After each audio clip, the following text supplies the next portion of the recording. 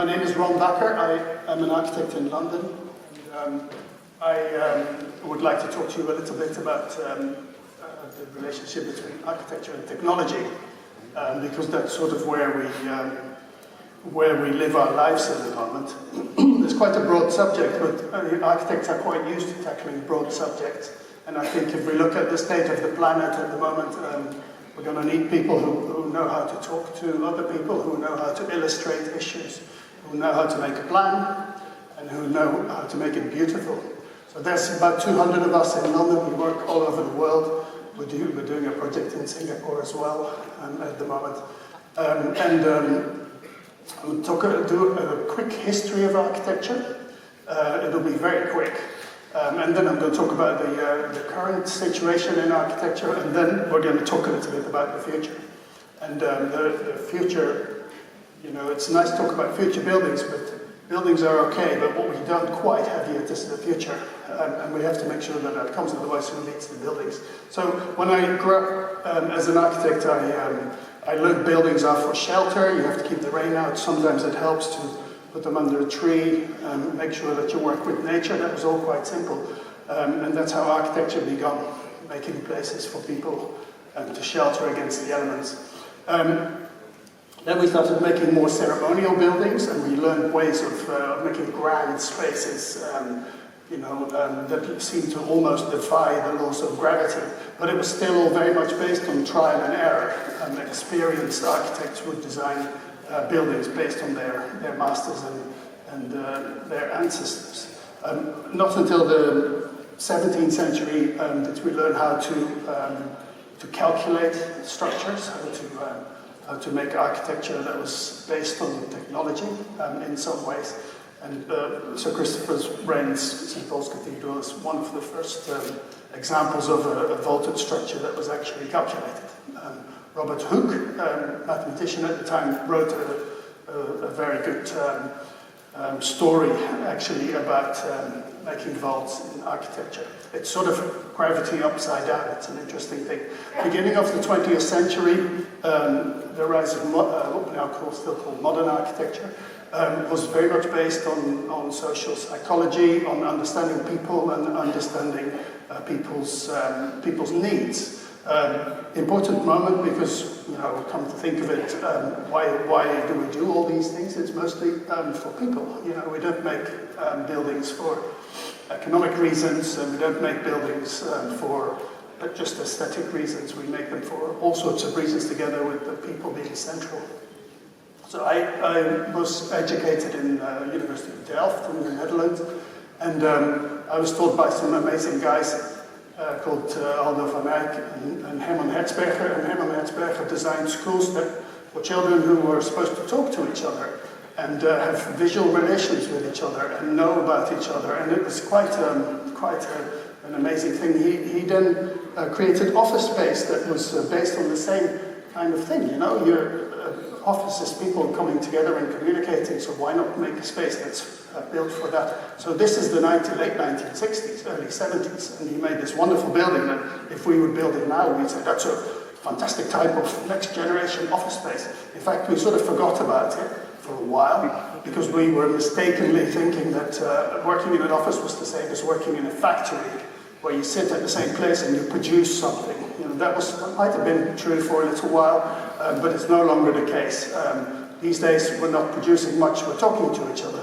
I'm going to go very fast. The Edge in Amsterdam was a building that challenged, in a way, the idea of the office space as a factory, and it was about bringing people together. And it was really supported by technology. It was meant to be a very sustainable building, which we worked on. We looked at ways of making or using technology to analyze workspace, and it's a long story. It's quite well documented. We also found a way of people talking to their building through their smartphones, through applications about their space needs and the temperature and the light. The use of technology was a start. It's been in use for 3-4 years now, and we are starting to learn. It's mostly hearsay because there's so much data being generated and analyzed, and we don't know what is true anymore, and the people who own the data are not always willing to divulge their knowledge. Unfortunately, it will come. It will come. So what I've heard from people, some things have been published, is that building management cost goes down, capital cost for anything to do with sustainability. The term is currently about 8.3 years. That means you have to do it because the building will last for longer than that. Just do it, just pay for it, it's worth it. You can work in space much more effectively. You can save lots of energy. You can carefully heat and cool through the year. Depends on your climate a little bit, but in Holland it's cold in the winter and warm in the summer. You can balance that out over the year. It means there's no cooling or heating cost if you do it carefully. And buildings can be carbon neutral, depending on which way you calculate them. We looked at people and how they felt in the building, and there was a certain amount of excitement about the project to the people who worked in the building. And that's quite important because if people feel engaged with their surroundings and they feel they're part of something that's interesting and good for the future and kind of doing well for them and for the people around them, that makes them a lot happier, it makes them a lot healthier.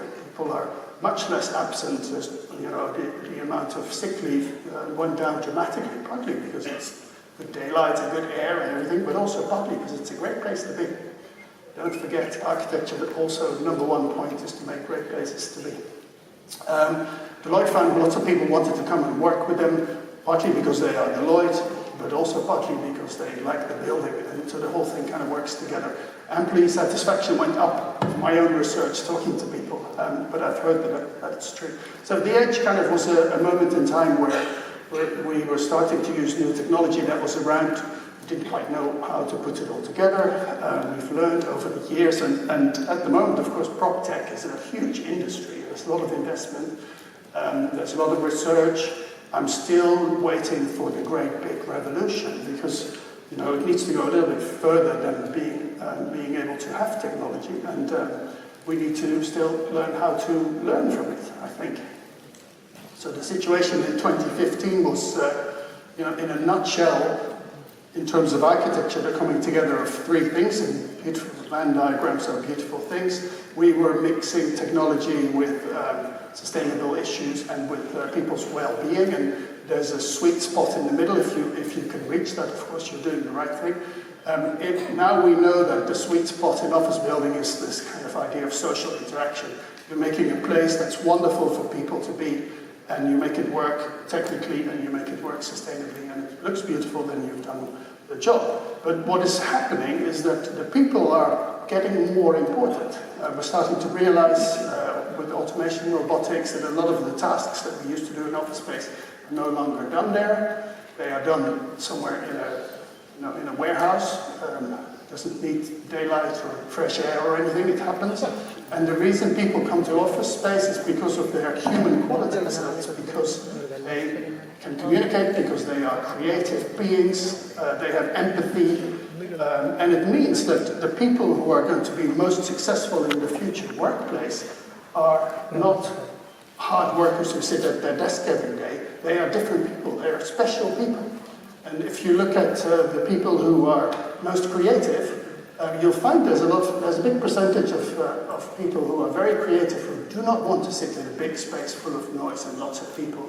There are people who are slightly on the spectrum, super intelligent, very creative, who cannot function in daylight. So we've been saying people need daylight, but actually not everybody does. You have to distinguish between different people. So we're designing buildings that go a little bit further. They're all based on the idea of community, of making working communities. This is headquarters of Sky, a television company in London. It's a bit out of the center, so they've had to do quite a lot to attract people with lots of creative talent to come all the way to Osterley and work in this place. So it's a village all by itself. There are 8 restaurants and lots of places to sit and eat. It's flexible working, people move around from team to team. There's a real community sense there, and spatially it's also it's a bright space with nice materials, and the work is kind of mixed in with the social spaces. So this is an interview